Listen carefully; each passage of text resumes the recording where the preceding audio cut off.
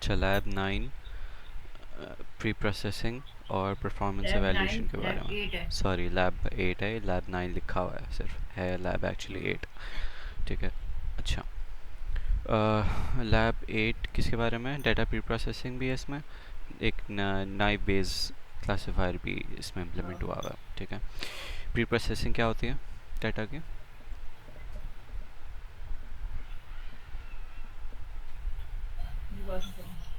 हम्म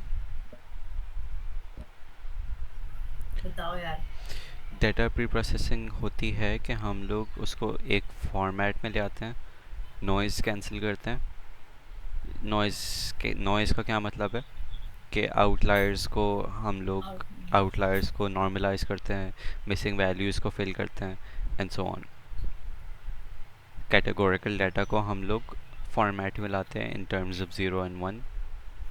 और इसमें एक और भी चीज़ होती है known as scaling and normalization, जो कि अभी आगे पढ़ेंगे उसके बारे में। ठीक है। ओके। अब let's say random data set है तुम्हारे पास। ये वो CPU जॉब स्केजुलिंग वाली चीज़ है। ठीक है। इसमें मल्टीपल एम टी है, NaN एम टी फील्ड्स हैं। ठीक है। अब इसको फिल करने के मल्टीपल तरीके हैं। ओके। सही।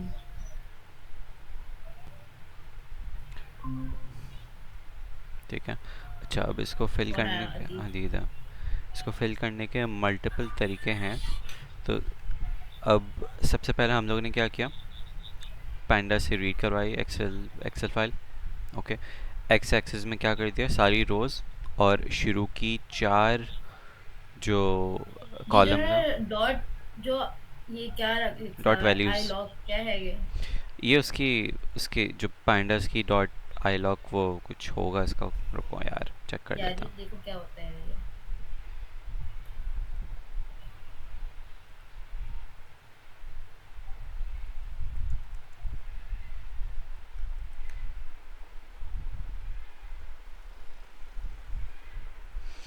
Integer location based indexing by position allows to select rows and columns by their integer position. Hello guys. Hello Hello. हजीब। For output कैसे हैं आप values, लोग? प्यारे से। पहले से बेहतर है। प्यारे से बोला है उसने। प्यारे से बोला है, वैसे तो क्या समझा अजीब। ओह। सिंपली क्या कर रहा है कि उसके इंडेक्स लोकेशन की बेसिस पे रोज़ को सेलेक्ट कर रहा है। आई बिलीव उसके बगैर भी हो रहा था, लेकिन वो जो है वो किसके साथ हो रहा था? हाँ। यार भाई, हाँ। हम लोग पढ़ने नहीं वाले थे आज। पर मुझे नहीं पता, किसी ने बोला नहीं तो मैं आया नहीं। सही है। वाह, खुद क्या बंदा बोला? बोल रही है उसका क्या? नहीं, मैं क्यों बोलूँगा, किसी जो पढ़ना है वो बोलेगा, जब जिसको पढ़ाना है वो बोलेगा। यार मतलब खुद होना टीचर चाहिए बोले ना पढ़ यार। लो पढ़ लो। टीचर को अपने बच्चों का वो होना चाहिए ना, नहीं परेशानी है, मतलब जब परेशान होना बच्चे चाहिए। ऐसे होते हैं तो फिर फिक्र नहीं होती। अच्छा देखो, सही है, टीचर है जैसा। अ, ये इससे सिंपली वो on the basis of indexes हम लोग कॉलम सेलेक्ट कर रहे हैं एंड रो सेलेक्ट कर रहे हैं, सारी की सारी रोज़ और शुरू के 4 कॉलम्स, विच इज़ ये शुरू के 4, job ID, burst time, arrival time और प्रीएम्प्टिव। ठीक है। सही ये है। चारों सेलेक्ट हो रहे हैं और एक्स एक्सिस में जा रहे हैं और वाई एक्सिस में आखिरी वाला कॉलम आ रहा है। ओके। अच्छा, अब जिसमें मिसिंग डाटा है, NaN, उसको क्या कर रहे हैं हम लोग, रिकॉर्ड हो रहा है ना? हाँ, हो रहा है। उसको क्या कर रहे हैं, एक मल्टीपल इसमें मॉड्यूल्स हैं एसक्यूएल में प्री प्रोसेसिंग में, जिसकी मदद से हम लोग मल्टीपल स्ट्रैटेजीज़ हैं जिसकी मदद से हम लोग मिसिंग वैल्यूज़ को हैंडल करते हैं। नंबर 1, एक तो ये है कि मिसिंग वैल्यूज़ को अगर हैं तो उसको ज़ीरो कर दो, ज़ीरो या किसी भी कांस्टेंट वैल्यू से रिप्लेस कर दो ऑफ आवर चॉइस। ठीक है। हम्म। नंबर 2, मीन वैल्यू से रिप्लेस कर दो। नंबर 2, मीडियन वैल्यू से रिप्लेस कर दो। और नंबर 3 क्या था, और मोस्ट फ्रीक्वेंट। ठीक है। मोस्ट फ्रीक्वेंट वाली से रिप्लेस कर दो। मोस्ट फ्रीक्वेंट जो है वो तुम्हारे कैटेगोरिकल में काम आता है, जो भी एग्जांपल आएगी। अब यहाँ पे इसने क्या किया हुआ है, इम्प्यूटर क्लास इंपोर्ट की, और फिर उसने क्या किया कि इसने मिसिंग वैल्यूज़ किससे रिप्रेजेंट हो रही थी? यहाँ NaN से से। represent हो रही है NN से। सही है। उसने स्ट्रैटेजी कौन सी लगाई हुई है? मीन लगाई हुई है। ओके। और फिर सिंपली क्या हो रहा है कि x यहाँ पे x में डाटा स्टोर हुआ होता है ना, यप, x में डाटा स्टोर हुआ होता है, तो उसने क्या किया, imp डॉट फिट ट्रांसफॉर्म और इसके पैरामीटर में x दे दिया। तो वो जो x एक्सिस में जितने भी रोज थी वो सारी की सारी उसमें मीन लग गया जिसमें मिसिंग वैल्यूज थी। ओके। अच्छा, अब ये रीशेप क्या है, रीशेप चेक कर लेते हैं।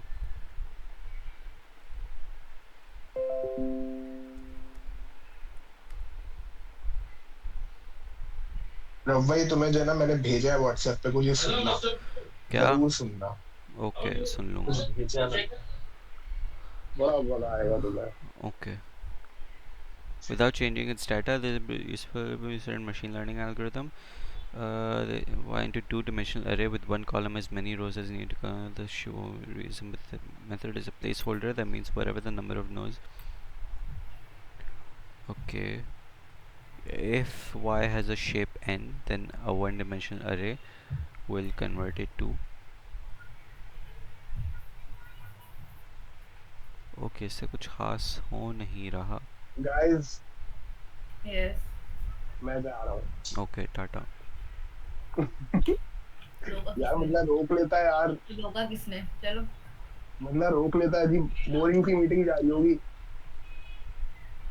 मैं सोचा था थोड़ा सा ह्यूमर डाल दूं आके। रोके है नहीं। असद को भेजो. अच्छा तेरे बस की बात नहीं। ओ भाई जाऊं जा जाओ. वे रोकने वाले नहीं है तुम्हें यार, पीछे। अच्छा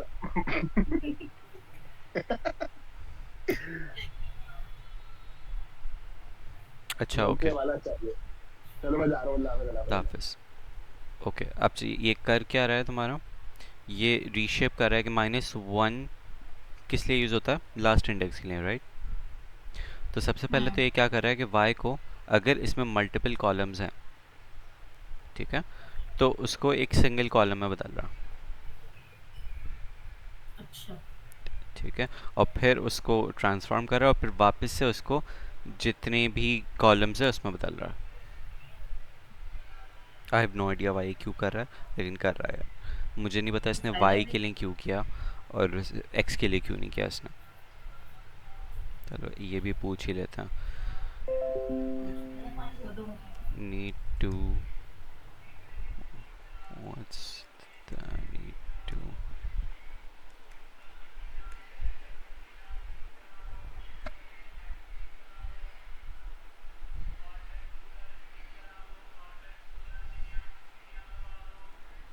अच्छा, in more recent versions of scikit-learn expects the input to be a two-dimensional format even if it has only one feature. I see.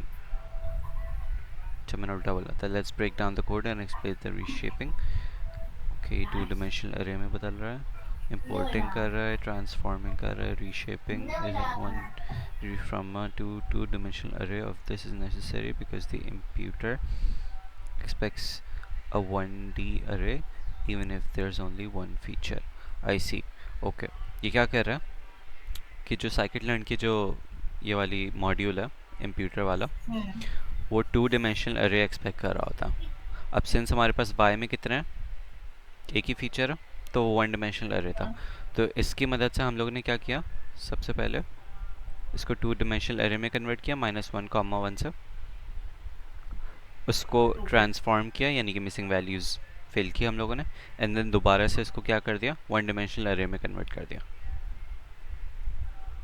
To dimension में किया ही होगा। क्योंकि जो इम्प्यूटर है, जो sklearn की scikit-learn की मॉड्यूल है, वो इनपुट में उसको टू डिमेंशनल अरे ही चाहिए होता है.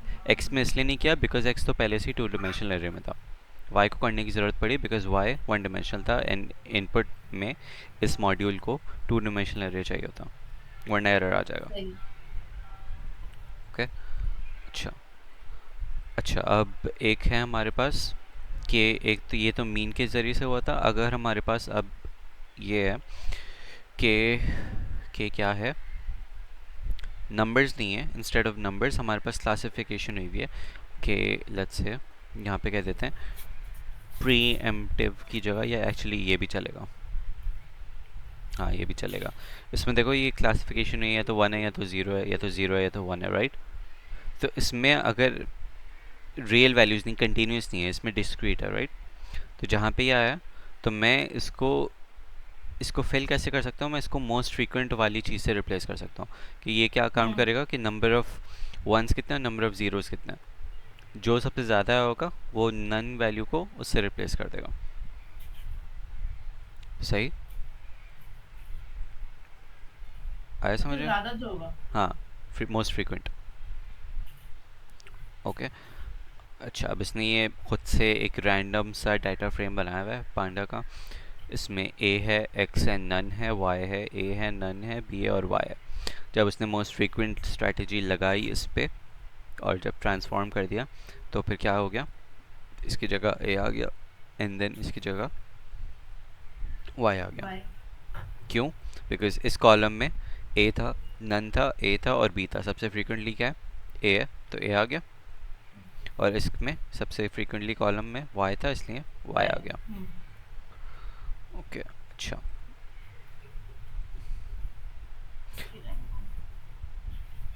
Mean feature value of the two nearest neighbours with sample values. Okay, ये क्या करता है तुम्हारा? के एन एन इम्प्यूटर जो है, एक और मॉड्यूल है के एन एन इम्प्यूटर के नाम से। वो क्या कर रहा है कि वो अपने नियरेस्ट नेबर्स को देखेगा एंड देन उसका मीन निकालेगा और फिर वो वैल्यू फिल हो जाएगी। नियरेस्ट उसको देखेगा। नियरेस्ट नेबर्स को। अच्छा, वही वाला काम कर रहा है वही भी नहीं, कौन सा वाला? जो अभी पीछे हुआ है। नहीं, वो नियरेस्ट अभी देख रहा है ना वो वो भी, पूरे होल, फ्रीक्वेंट देख रहा है। वो पहला जो मीन लगा था वो पूरे कॉलम की मीन को देख रहा था। ये सिर्फ अपने नियरेस्ट वाले जो नेबर्स हैं उनके मीन, उनका मीन निकाल रहा। सही है। सही। ओके, अब दो टेक्निक्स आ जाती हैं, एक स्केलिंग और एक नॉर्मलाइजेशन। ठीक है, स्केलिंग का मतलब ये है कि तुम अपने कॉलम को सेम रेंज में लेकर आ रहे हो। क्या मतलब है कि एक तुम्हारे पास एक कॉलम है, लेट्स से उसकी वैल्यूज़ रेंजिंग फ्रॉम -100 है टू 100 है, ऐसे वैल्यूज़ आ रही हैं तुम्हारे पास डाटा सेट में। दूसरा कॉलम है, उसकी वैल्यूज़ आ रही हैं -2 भी नहीं, 2 से लेके 50 तक आ रही हैं। ओके, ठीक है। तो स्केलिंग क्या करेगा तुम्हारा कि स्केलिंग जो है उसको सेम स्केल में ले आएगा, ताकि जो कुछ आगे एल्गोरिथम्स लगेंगे जैसे ए एन एन वगैरह, उसमें ए एन एन में हमारे पास होता क्या है कि वेट मल्टीप्लाई उसकी वैल्यू होती है। तो हम लोग चाहते हैं कि सारे उनके अराउंड सेम रेंज ही हो, इसलिए हम लोग स्केलिंग यूज़ करते हैं कि इसको क्या करेंगे, इसको 100 कर देंगे एंड देन इसको 0 कर देंगे। हम लोग सेम स्केल में ले आते हैं उसको। ठीक है, लाते इसलिए हम लोग क्योंकि जब ए एन एन करेंगे हम लोग तो समझ में आ जाएगा हम लोग अर्थ करते क्यों है इसको। ठीक है, अच्छा, अब ये स्केलिंग है। फॉर एग्जांपल 0 से लेके 5 तक थी, उसने स्केल कर दिया बिटवीन 0 एंड 1 उसको, तो सेम डाटा ट्रांसफॉर्म हो गया बिटवीन 0 एंड 1। जो 7.5 पे वैल्यू थी वो आ गई अब तुम्हारे 1 पे, जो पहले 5 पे वैल्यू थी वो आ गई अब तुम्हारे 0.5 पे, और वो इस फॉर्मूले के ज़रिए से एक्चुअली स्केल हो रहा है। ठीक है, और हम लोग डिफाइन करते हैं कि हमारी स्केल क्या होगी। इसने ओरिजिनल डाटा इसकी रेंज क्या थी, 0 से लेके 7.5, इसने स्केलिंग करके इसको 0 से लेके 1 की रेंज में लिया। अभी हमारे ऊपर है कि हमें रेंज क्या चाहिए, उसके हिसाब से स्केलिंग कर देता है। ठीक है, ओके, और ये होता है हमारे मिन मैक्स स्केलर के ज़रिए से। सबसे पहले इंपोर्ट किया हम लोगों ने, उसके बाद एक मिन मैक्स स्केलर का ऑब्जेक्ट बनाया, उसके साथ साथ ऑब्जेक्ट बना के, ऑब्जेक्ट नहीं बनाया एक्चुअली, मिन मैक्स स्केलर तो वो फंक्शन है। एक वेरिएबल डिफाइन किया इक्वल्स टू फंक्शन, और फंक्शन के अंदर पैरामीटर हम लोगों ने क्या दे दिया, रेंज दे दी जो हमें स्केल करना है, जिसके अराउंड स्केल करना है 0 और 1 के बीच में। सही है? सही है। जब इसने ये कर दिया तो फिर एक और वेरिएबल डिफाइन किया इक्वल्स टू स्केलर, जो ऊपर वेरिएबल डिफाइन हुआ था, डॉट फिट ट्रांसफॉर्म, ये उसका मेथड है।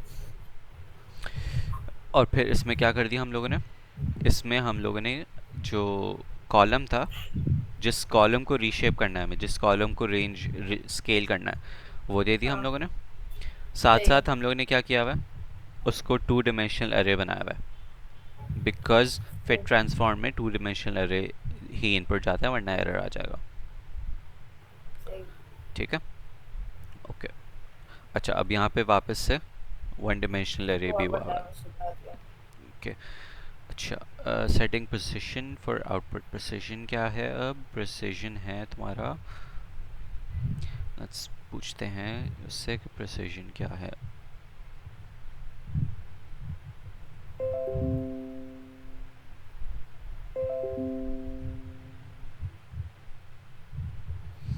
ग्रेप, क्या लिमिट ख़त्म हो गई है?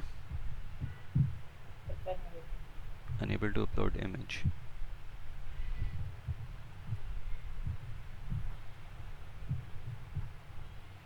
गंदो। numpy scalar dot reshape precision, sorry, numpy dot set print options precision 3।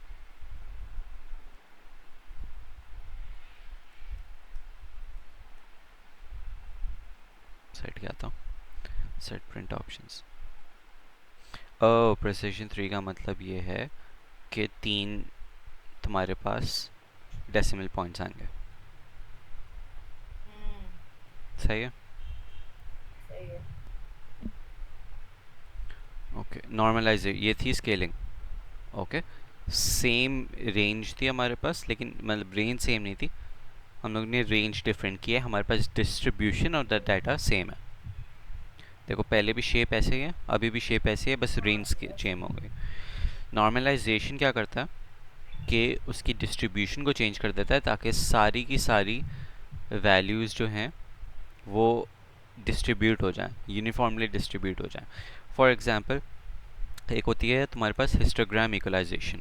ठीक है, हिस्टोग्राम इक्वलाइजेशन याद है, मैं तुम्हें एक दफ़ा दिखाया था वो मक्खी मीटर वाला, हिस्टोग्राम चेंज हो रहा था। हाँ हाँ। उसका मकसद क्या था? ऐसा। उसका मकसद ये था कि तुम्हारे पास जो ज़्यादातर डाटा था वो लेट्स से ऐसे लाया कर रहा था। ठीक है, ज़्यादातर इस रेंज में था। नॉर्मलाइज का मतलब ये होता है कि उसको ऐसे करो कि वो ज़्यादातर ज़्यादा ज़्यादा ज़्यादा मतलब डिस्ट्रीब्यूट ऐसे हो जाए वो कि हर एक्स एक्सिस की वैल्यू पे कुछ ना कुछ मिल रहा हो। उसको क्या करेंगे सही। हम लोग, थोड़ा सेंटर की तरफ ले आएंगे, ताकि हाँ हर एक्स एक्सिस की तरफ कोई ना कोई उसकी वैल्यू एग्जिस्ट करती हो, डिस्ट्रीब्यूट हुआ हुआ डाटा।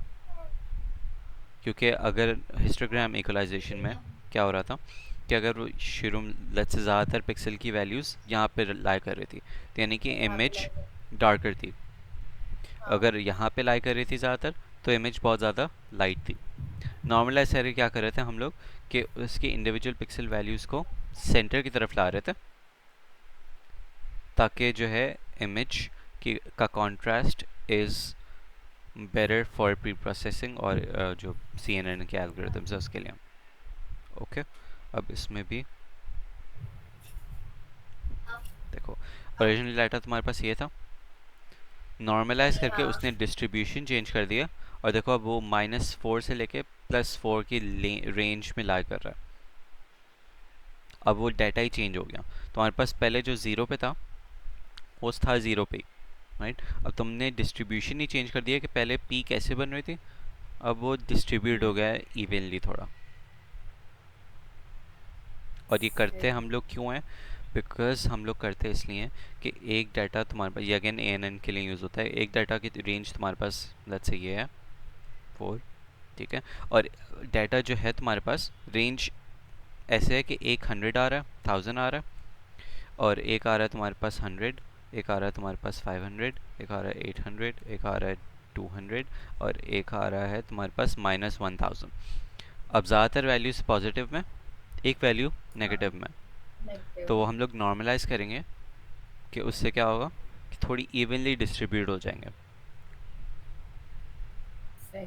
ठीक है, कुछ माइनस में आ जाएंगे, लेट्स से 100 और 200 जो है वो माइनस में कन्वर्ट हो जाएंगे, ये थोड़ा सेंटर की तरफ आ जाएगा, एंड सो ऑन। कैसे होता है ये प्री प्रोसेसिंग? उसमें प्री प्रोसेसिंग की एसक्यूएल की लाइब्रेरी में से नॉर्मलाइजर इंपोर्ट किया, नॉर्मलाइजर डॉट फिट एक्स में डाटा स्टोर था हमारे पास, नॉर्मलाइजर के स्केलर में आ गया वो, और फिर ट्रांसफॉर्म। अच्छा ओके, यहाँ पे क्या हो रहा है, यहाँ पे पहले उसमें नॉर्मलाइजर की वो बन रही है and then scaler dot transform x.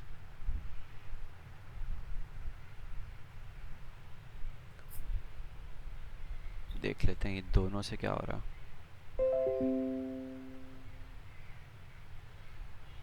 यार। ओके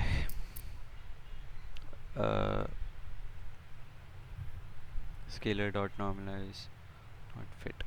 रुको, करूँ मैं? करो करो करो। बोलो।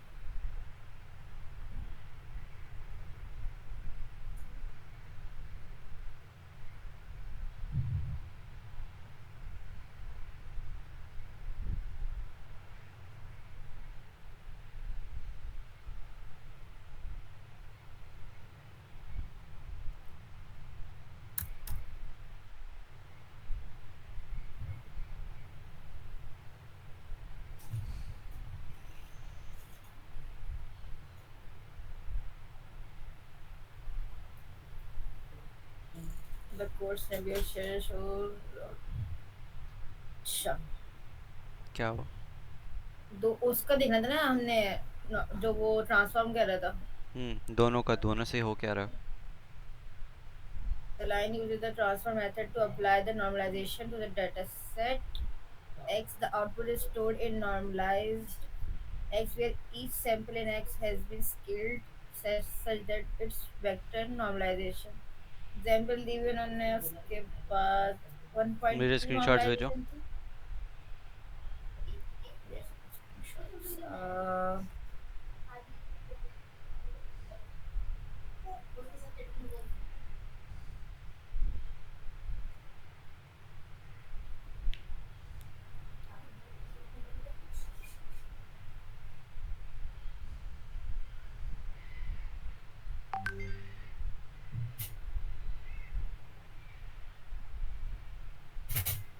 ठीक है, दिस लाइन ट्रांसफॉर्म। अच्छा ये तो बाद वाली है, इसके ऊपर वाली कहाँ है?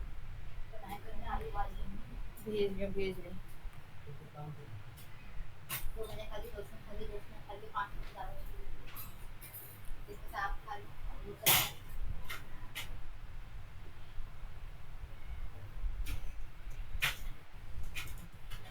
WhatsApp।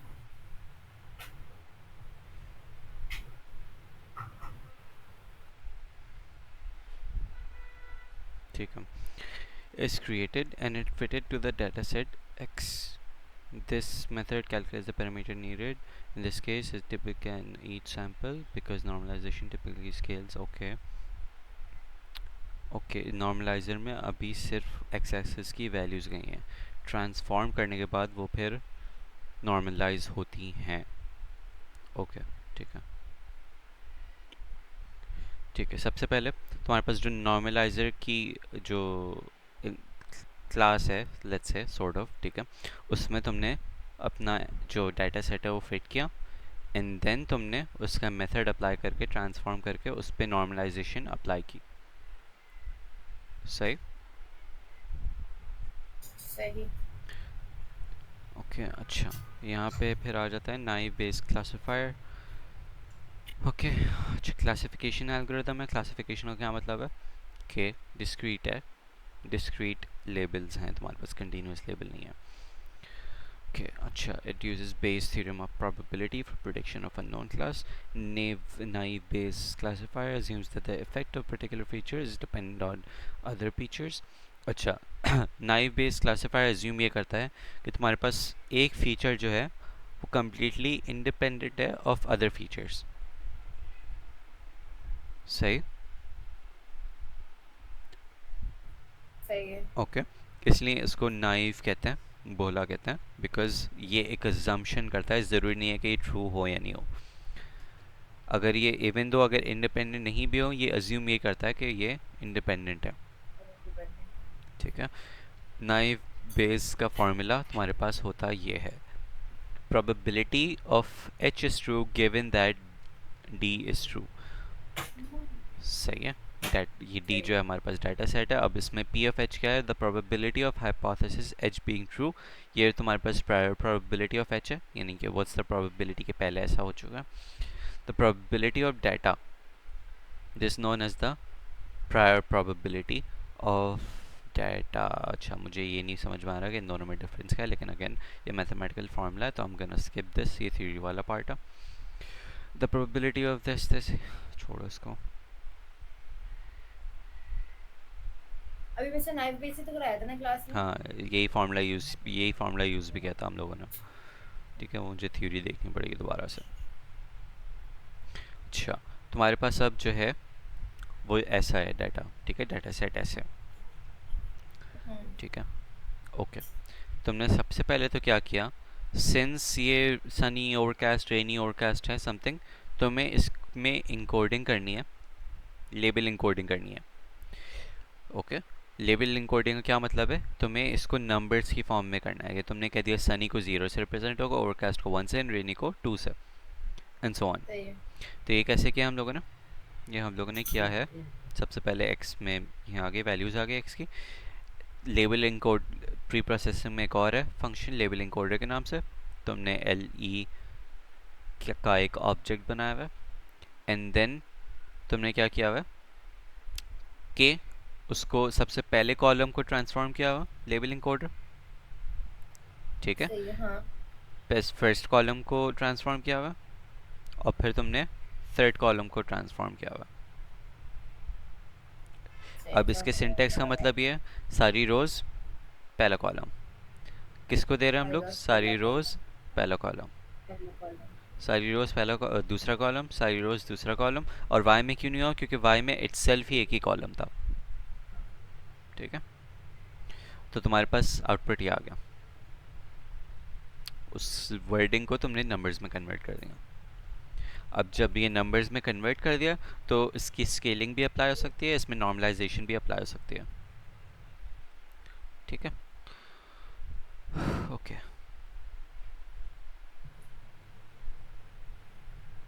अब ये आ गया तुम्हारे पास नाइव बेस का मॉडल. अब हम लोग अप्लाई कर रहे हैं. sklearn डॉट नाइव बेस में से इंपोर्ट किया तुमने गॉसियन नाइव बेस. ठीक है, अब तुमने इसका एक इंस्टेंस बनाया. इस वाले इंस्टेंस में तुमने डॉट फिट मेथड के अंदर अपने फीचर्स दे दिया और अपना लेबल क्लास दे दिया, यानी एक्स और वाई दे दिया. और फिर जब तुमने कर दिया तो फिर तुमने क्या किया हुआ, एक वेरिएबल बनाया प्रिडिक्ट के नाम से, मॉडल डॉट प्रिडिक्ट. और इसमें जो दो फीचर्स थे ना, दो इनपुट्स थे और एक आउटपुट था. ये दो लेबल फीचर्स और एक आउटपुट. तो इसमें से तुमने रैंडमली उसको खुद से दे दिया कि अगर लेट्स से 0 और 1 है, इसमें कमेंट करके बताया हुआ भी है कि 0 ओवरकास्ट है और जो टेम्परेचर है वो 2 लिखा है माइल्ड है, या तो 1 हॉट होगा, जो भी है. लेट्स से अगर ओवरकास्ट और माइल्ड है तो फिर जो है, एक्चुअली लेबल था क्या, मैंने देखा ही नहीं, प्ले. तो फिर प्ले यस है या नो है. तो फिर जो आउटपुट आ गया तुम्हारे पास वो क्या आ गया? 1 आ गया. 1 इज़ प्रॉबेबली प्ले. ठीक है, ओके. आफ्टर इम्प्लीमेंटिंग, अच्छा, अब जब हम लोग ने क्लासीफायर बना दिया, सबसे आसान नाइव बेस क्लासीफायर ही था. और जब हम लोगों ने ये बना दिया तो फिर इसकी परफॉर्मेंस कैसे एवेल्यूएट करेंगे? ठीक है, कैसे? हाँ. अब इसकी जो परफॉर्मेंस है वो हम लोग कैसे करते हैं? वो हम लोग करते हैं, मल्टीपल मैट्रिक्स हैं. इसको कैसे? एक है तुम्हारे पास के कन्फ्यूजन मैट्रिक्स, एक तुम्हारे पास चीज़ होती है कन्फ्यूजन मैट्रिक्स. ये सब तरीके हैं क्या करने के लिए? उसकी परफॉर्मेंस एवेल्यूएट करने के लिए. सही. Okay, confusion matrix 2x2 matrix होता है. उसमें वो एक्चुअली बता रहा होता है कि तुम्हारे पास ये 4 हैं. पहले तो समझो ये 4 है क्या? True positive, false negatives and true negatives. True positives बता रहा होगा तुम्हारा कि तुम्हारे पास, मैं भूल गया कि पहला वाला होता है दूसरा वाला होता है, एक सेकंड को. हाँ, ओके. यानी ये बता रहा होगा तुम्हारे पास कि प्रिडिक्टेड बी ट्रू है. एक second, Actually, when the actual data point of was 1 and false positive. हाँ, ओके, ये वो है कि प्रिडिक्टेड भी तुम्हारे पास ट्रू हुआ है, एक्चुअली सॉरी, हम्म, प्रिडिक्ट एक्चुअल भी तुम्हारे पास ट्रू है और प्रिडिक्ट भी ट्रू हुआ है। ट्रू हो रहा है। सही सही है। है। ये तुम्हारे पास है कि जो एक्चुअली फॉल्स है लेकिन प्रिडिक्ट ट्रू है, फॉल्स पॉजिटिव। ये वाला तुम्हारे पास है कि दोनों फॉल्स, नेगेटिव। दोनों और नेगेटिव, फॉल्स। मतलब हुआ भी नेगेटिव है और वो भी नेगेटिव हुआ है। ट्रू नेगेटिव से क्या मतलब है? एक ट्रू है, जो एक्चुअल है वो ट्रू है, प्रेडिक्टिव नेगेटिव है। नहीं, ट्रू नेगेटिव का मतलब तुम्हारे पास ये है, रुको यहाँ पे लिखा हुआ भी है यार। F false positives क्या are cases when the actual class of data point was zero and the predicted is also one। चाहिए तो ट्रू पॉजिटिव है तो फॉल्स पॉजिटिव हो गया। ट्रू नेगेटिव्स क्या है? When the false actual positive ये and the कहते हैं ना, predicted is ये also पूरा। zero। हाँ, फॉल्स नेगेटिव, एक सेकंड, फॉल्स नेगेटिव क्या है? ये वाला बॉटम लेफ्ट। फॉल्स नेगेटिव तुम्हारा है are the cases when the actual class of data point was 1 and the predicted is 0। False negative, ठीक है, सही है। ओके। अच्छा, फॉल्स पॉजिटिव क्या है? कि तुम्हारे पास एक्चुअली ज़ीरो था, आउटपुट 1 आया है, ओके। फॉल्स नेगेटिव का मतलब क्या है? कि एक्चुअली 1 था और प्रिडिक्टेड 0 है। ट्रू नेगेटिव से क्या मतलब है? कि एक्चुअली 0 था, प्रिडिक्ट भी 0 हुआ है, जी है। ठीक है। ये अब इससे होगा क्या कि तुमने फॉर एग्जांपल पिछले वाले उस पर देख लो, वाई टेस्ट और वाई प्रिडिक्ट, ये वही वाली चीज़ है। पहले हम लोग वही करेंगे, अपने डेटा को स्प्लिट करेंगे into training and testing proportions, ठीक है। हाँ। जो हम लोगों ने एक्स टेस्ट को लेते हुए वाई टेस्ट हम लोग ने निकाला होगा, यानी कि एक्स टेस्ट हम लोग ने इनपुट में दिया, उसके अकॉर्डिंग वाई टेस्ट हमारे पास जनरेट होगा, यानी कि सीरीज ऑफ प्रिडिक्शंस जनरेट होंगी। उसको हम लोग टेस्ट कर रहे हैं किसके साथ? वाई प्रिडिक्शन के साथ, ठीक है। अच्छा, वाई प्रिडिक्शन वो है जो एक्चुअली जनरेट हुई है, और वाई टेस्ट तो एक्चुअली, हेलो। आदि ठीक होने, एक सेकंड, वाई हल्दी टेस्ट तुम्हारे यार। पास वो है कि पहले से जो एग्जिस्ट करता, ठीक है, जो एक्चुअली तुम्हारे पास टेस्टेड है। तुमने इसका कन्फ्यूजन मैट्रिक्स बनाया, तो तुम्हारे पास कन्फ्यूजन मैट्रिक्स जब प्रिंट करवाया तो तुम्हारे पास ये आ गया। अब ये है क्या? तुम्हारे पास ये है कि ट्रू पॉजिटिव्स कितने, ट्रू नेगेटिव्स कितने, फॉल्स नेगेटिव्स कितने, और फॉल्स पॉजिटिव कितने।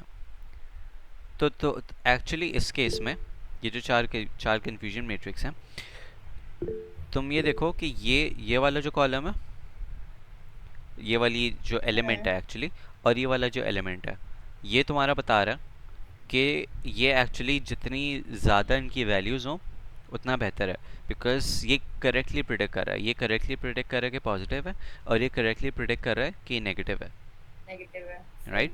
तो अब इसमें से देखो मैट्रिक्स में से कि 2 दफ़ा इसने करेक्ट प्रिडिक्ट किया और 4 दफ़ा इसने क्या किया? गलत प्रिडिक्ट किया है। और साथ साथ इसमें ये भी पता चल रहा है कि इसने प्रिडिक्ट क्या गलत किया हुआ है। इसने प्रिडिक्ट क्या गलत किया हुआ है कि यहाँ बॉटम लेफ्ट पे था क्या? False negatives. और फॉल्स नेगेटिव होता क्या है? Actual data point was 1 and predicted is 0, यानी कि एक्चुअली 1 था और इसने प्रिडिक्ट 0 किया है। इससे ये भी पता चल गया कि तुम्हारे मॉडल में क्या ख़राबी है, ठीक है। अब ये कन्फ्यूजन मैट्रिक्स तो आ गया। अब अगर हमें एक नंबर चाहिए जो कि रिप्रेजेंट हो रहा हो तुम्हारी, इसकी एक्यूरेसी कितनी है, तो फिर सिंपल फार्मूला आ जाएगा। इसका फार्मूला एक बेसिक वाला भी है कि तुमने दोनों ट्रू वाले को प्लस किया, यानी कि दोनों, एक इसको और इसकी वैल्यूज़ को प्लस किया, डिवाइडेड बाय जो टोटल है उन सबको प्लस किया। किसी चीज़ की वो कैसे निकालते हैं हम लोग? एवरेज कैसे निकालते हैं? लेट्स से ऐसे ऐसे ही निकालते हैं। निकालते हैं ना, डिवाइड बाय टोटल। अगर मुझे चेक करना है कि कितने परसेंट ऑफ उसने येस कहा, तो मैं yes divided by total number of answers करूँगा, तो उससे मेरे पास क्या आ जाएगा? एक्यूरेसी परसेंटेज आ जाएगा। सही। सही है। तो इसने दोनों ट्रू वाले को ऊपर लिया एंड देन सबको नीचे लिया, तो इससे एक्यूरेसी आ जाएगी, ओके। ओके। अब आ रहा है तुम्हारे पास प्रिसिजन सेम चीज़ है, बस फार्मूला डिफरेंट है. इसमें इस common use in document retrievals. It may be defined as how many return documents are correct. Following is the formula for calculating precision. True positive divided by true positive plus false positive. इससे क्या होगा तुम्हारे पास कि कितने true में से actually कितने सही प्रिडिक्शन में से कितने ट्रू पॉजिटिव है, इससे ये निकल रहा है. इतनी सही प्रेडिक्शंस में से. हाँ, कितनी करेक्ट प्रिडिक्शंस में से कितने ट्रू पॉजिटिव्स हैं, कितने परसेंट ट्रू पॉजिटिव है. राइट. ट्रू सही. Positive divided by true positive plus false positive. Actually false positive है, ये ट्रू नेगेटिव नहीं है. एक सेकंड रुको, जरा ये चैट जीपीटी को देना. ये भी सिर्फ भी है. प्रिसिजन भी कहाँ से और देना है? रिकॉल भी, दोनों अलग अलग दे दो. तो फिर वो सॉरी, उसको बोल देना ही कन्फ्यूजन मैट्रिक्स से रिलेटेड है. दोनों को अलग अलग देना है ना, दोनों, या एक साथ ही दे दो. दे दो एक साथ अगर दे मतलब सकते हो. कॉल के नीचे करो उसको.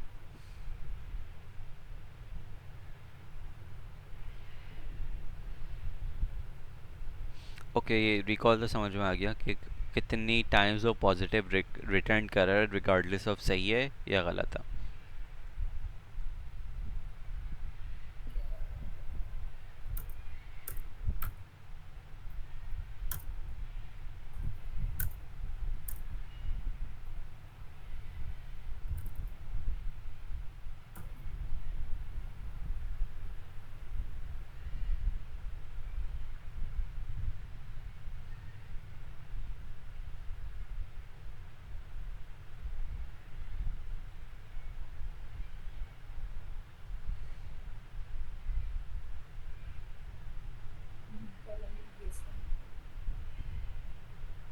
तो बस वो प्रिसिजन वाला दिखा दो.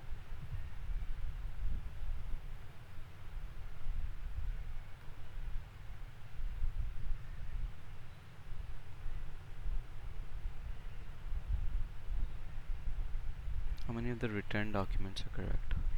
भेज दिया.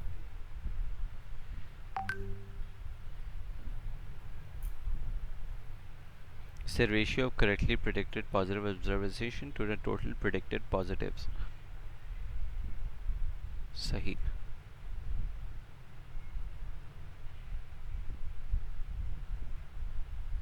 ओके, ये बता रहा है तुम्हारा कि रेशियो बता रहा है, मतलब वही एक्यूरेसी एक परसेंटेज बता रहा है तुम्हारा, अगर मल्टीप्लाई बाय 100 कर दो कि तुम्हारे मॉडल ने कितने करेक्टली पॉजिटिव प्रिडिक्ट किए.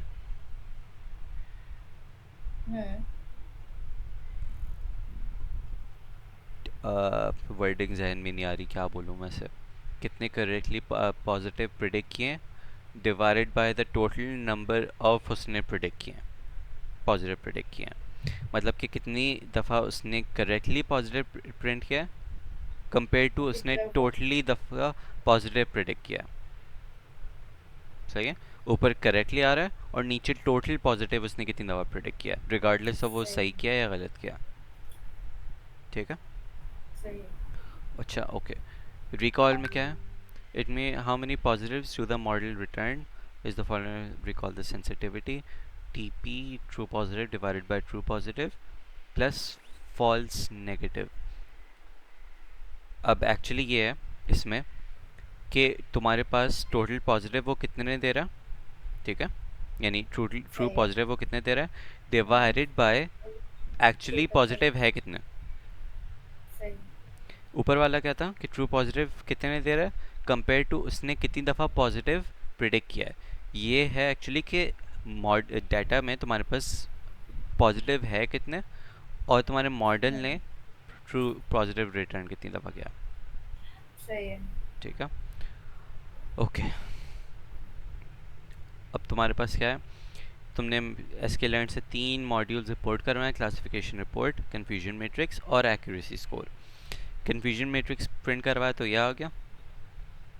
क्लासिफिकेशन रिपोर्ट करवाया तो तुम्हारे पास यह आ गया. प्रिसिजन ये प्रिसिजन हो गया, ये रिकॉल हो गया, ये F1 स्कोर हो गया, ये F1 स्कोर क्या है, और सपोर्ट तुम्हारे पास आ गया। ये सपोर्ट और F1 स्कोर है नहीं इसमें, तो I am not gonna get into it, ठीक है। अच्छा, एक्यूरेसी स्कोर में तुम्हारे पास एक्यूरेसी स्कोर आ रहा है कि एक्यूरेसी कहाँ है, वेटेड एवरेज एक्यूरेसी तुम्हारे पास, हाँ ये रही 0.333। अनफॉर्चुनेटली तुम्हारे पास 0.333 आ रहा है। क्या मतलब है इसका, कि तुम्हारा मॉडल करेक्टली प्रिडिक्ट क्या कर रहा है, कितनी दफ़ा कर रहा है, 0.3। हाँ इसको मल्टी, अगर परसेंटेज में चाहिए तो इसको मल्टीप्लाई बाय 100 कर दो, तो यानी 33.3% ऑफ द टाइम। सही। तो इससे तुम्हारे पास एक इवैल्यूएशन मैट्रिक्स आ गया तुम्हारे पास कि अपने मॉडल को इवैल्यूएट कैसे करना है। ओके अच्छा। अच्छा ये तो लैब तुमने खुद की है ना, लैब 18 की मैंने खुद से exam। तो कहाँ से की है फिर, 9 से नहीं? हाँ 9 से तो मैंने खुद ही हाँ ओके पूरी खुद ही।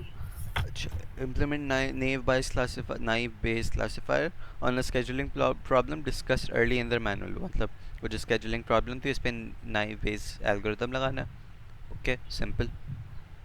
अब वो अनफॉर्चुनेटली उसका डाटा गिवन नहीं है, तो वो मैनुअली एक्सेल फाइल से भी कर सकते हैं, या एक्सेल फाइल नहीं भी करनी तो वो मैनुअली डाटा फ्रेम में मैनुअली फिल करते जाओ वैल्यूज इसके अकॉर्डिंग। ओके समझ आया मैंने क्या बोला? मतलब मैनुअली से क्या मतलब है? एक तो ये है, दोनों मैनुअली काम है। एक तो ये कि मैनुअली एक्सेल फाइल बनाओ, राइट, और दूसरा ये कि तुम्हारे कॉलम पास से नेम दे दूं डाटा फ्रेम में? नहीं, ऐसे कॉलम्स के नेम भी दे सकते हो, लेकिन साथ साथ डायरेक्ट वैल्यूज़ भी दे सकते हो, जो कि ऊपर दिखाया हुआ था उन्होंने। लेट्स से कि ऐसे ऐसे, तो ये पहला कॉलम है, ये दूसरा कॉलम है, और तीसरा कॉलम भी दे दो, और उसके अकॉर्डिंग ऐसे डाटा फ्रेम बनाते जाओ उस वैल्यूज़ के अकॉर्डिंग जो कि उस पिक्चर में गिवन हो। ठीक है सही। ओके अच्छा, ये टास्क 1 हो गया। कोड दिखाऊं या नहीं दिखाऊं? चलो दिखाई देता हूँ। इसका कोड है तुम्हारा ही होगा, 32। मैं हाँ चाहे अच्छा जिप्टी का ही होगा। यही बोला वेट, इधर नहीं तुम्हारे होगी पास है ही नहीं नहीं? नहीं दे दिया क्यों कोड। होगा होगा होगा होगा। नहीं है? मैंने शायद अपलोड नहीं किया इसके ऊपर। नाइस यार। तो खैर इसके कोड बहुत आसान है। वो नाइफ जो ऊपर हुआ है ना, तुमने सबसे पहले रीड करवाना है एक्सेल फाइल को, और फिर ये गॉसियन ये इंपोर्ट करवाना है, इसका मॉडल बनाना है, और फिर एक्स एक्सिस जहाँ पे है उसको एक्स एक्स में, वाई एक्सिस को वाई एक्स में, ट्रेनिंग स्प्लिट के बाद। ठीक है, ट्रेन कर दिया मतलब वो स्प्लिट कर दिया ट्रेनिंग और टेस्टिंग फेज़ में। जो ट्रेनिंग फेज़ है वो मॉडल में फिट करेंगे हम लोग। ओके, और जो ये मॉडल डॉट प्रिडिक्ट हो रहा है ये हम लोग इसमें क्या देंगे, एक्स टेस्ट देंगे। X test. ओके, और ये इसकी प्रिडिक्शन कहाँ जा रही होगी, वाई प्रिडिक्ट कहते हैं उसको। सही। अब जब तुमने ये कर दिया तो फिर हम लोग जो हैं वो जब एक्यूरेसी टेस्टिंग वगैरह में आएंगे तो हम लोग यहाँ पे शुरू में हम लोग ने वाई टेस्ट दे दिया और बाद में वाई प्रिडिक्ट दे दिया। सही, क्लियर हो गया ये, बता दो सही से। हाँ क्लियर तो हो गया, करना पड़ेगा, समझ में आएगा हाँ अच्छे से। ये आसान है, ज़्यादा कुछ भी मुश्किल नहीं है इसमें एक्चुअली। नई वेज तो और भी ज़्यादा आसान है इसमें, सेंस विजुलाइज वगैरह कुछ नहीं करना। Download the dermatology dataset from the UCI repository होगा।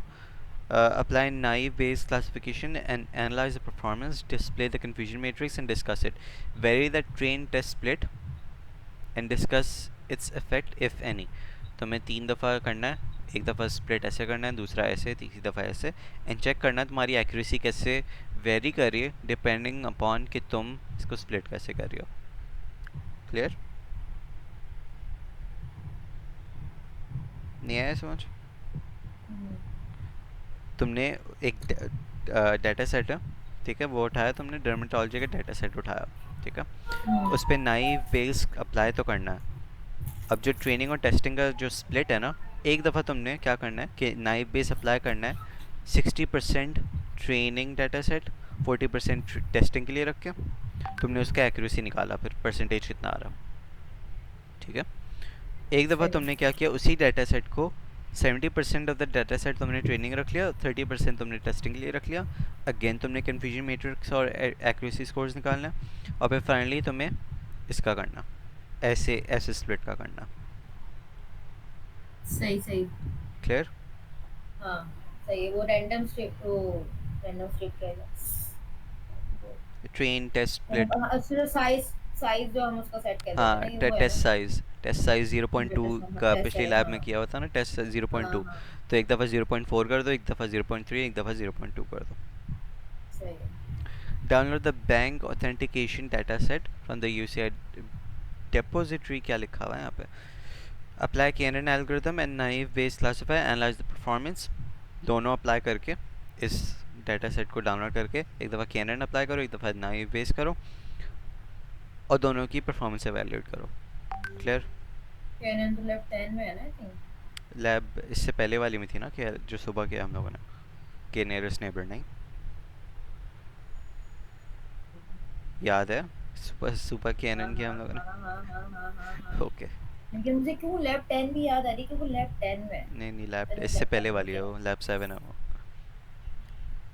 अच्छा, के क्लस्टरिंग है लेफ्ट 10 में। अच्छा, apply both naive Bayes and KNN on the data set of your choice. कोई भी अपना चॉइस का डाटा सेट ले लो, दोनों अप्लाई करो and perform using F measure and accuracy. F measure वो उससे आ रहा था तुम्हारे पास, किससे आ रहा था? ये क्लासिफिकेशन रिपोर्ट से आ रहा था। ठीक है, अब ज़रा जानना है, सब ख़त्म हो ही गया तो ये ज़रा चैट जीपीटी को स्क्रीनशॉट दो और बोलो कि what does the classification report represent. उसमें F1 स्कोर और सपोर्ट देखना है क्या।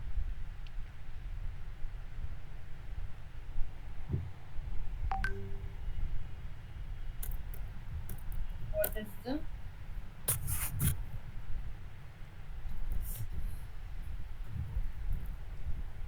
स्क्रीनशॉट ले लिया?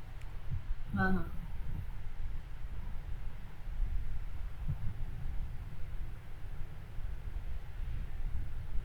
लिखना क्या था इसको? एक सेकंड, इसको बोलो कि what does F1 score and support represent.